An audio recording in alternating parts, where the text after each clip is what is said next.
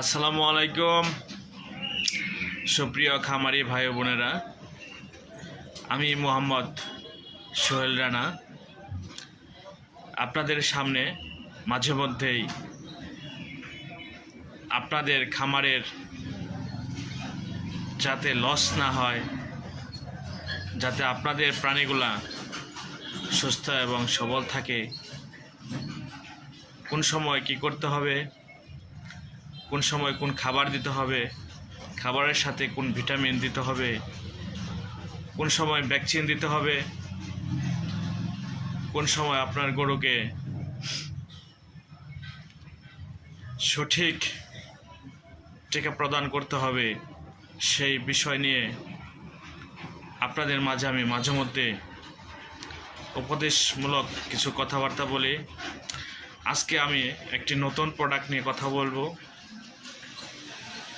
আপনার খামারে হাড্ডিসার গরু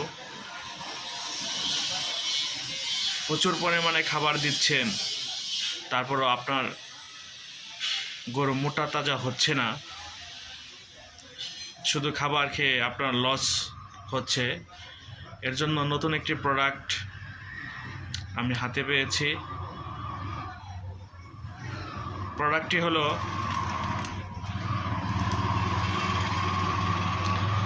ফাস্টার গ্রোথ। আমি কয়েকটি খামারে দিয়েছি,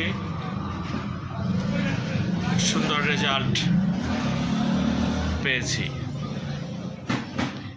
এজন্য আপনাদেরকে বলবো, আপনারা অন্তত একটি প্যাকেট আপনার